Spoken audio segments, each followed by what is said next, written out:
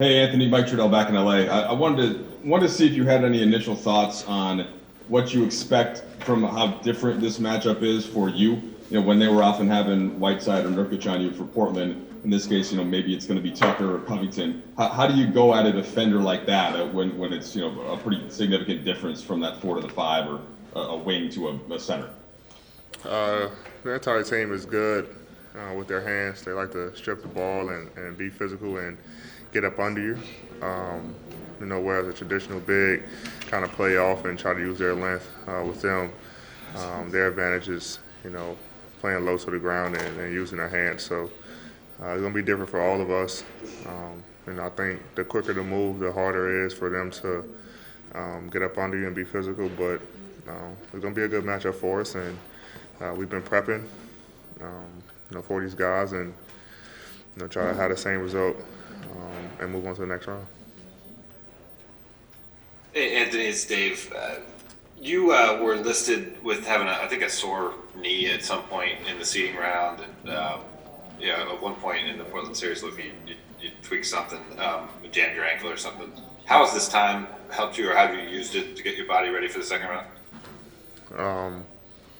It's always good to have time off, especially when you win a series early and get a couple of days to get your body right, get your mind back right, and get ready for the next round. So these past couple of days that we had off, it's been good for me, good for our team, and have us very prepared going into game one.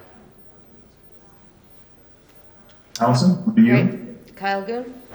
Hey, in the seeding game, obviously LeBron wasn't able to play, so it's hard to get a sense for how the matchup might go. But how much did you feel like you guys maybe have in reserve that people haven't really seen in the regular season for these guys, and how much do you feel like using your size and forcing them to play your way is the key to this series? That was definitely the key. We didn't shoot the ball well either in the seeding games, and guys have found their rhythm now. We didn't have Bron, didn't have Doe, so we're a different team. I'm not sure. I don't think they had Russ, but they're a different team. With adding him, so they bring a different dynamic to the game, bring a different look to us. Switching everything and playing the way they're playing, where they're shooting over the top and having 5 out. Where we have two bigs who used to playing against centers and not guarding perimeter. So it's gonna be different for us, but at the same time we want to make them adjust to us. Same way they try to have teams adjust to them playing small ball. We have to make sure that we dominate them on the offensive glass and also making them adjust to our size. Let's go back on this side to Brian. Brian, are you with us?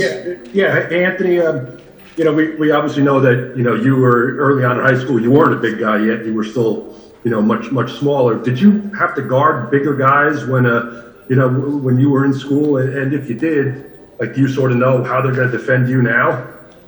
I don't know. That was years ago. I don't remember.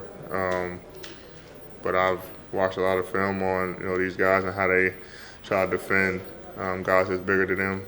Whether the last round was Steven Adams and, with myself in the games that we played this year. So I just got to study the film and try to figure out ways to counter them. Anybody on this end? All right. TC, you can take the last one then. All right, let's go to Melissa Rowland. Hey, Dee. After such an emotional and stressful week last week, do you think it was really helpful for you personally, just mentally and emotionally, to have some time to recalibrate? Mentally, with just everything going on, kind of wears down on you. But, when we have the great group of guys that we have here on this team and in this league, to make sure that, guys kind of stay locked in on the basketball side, but also on the social injustice side as well. It's been challenging for all of us.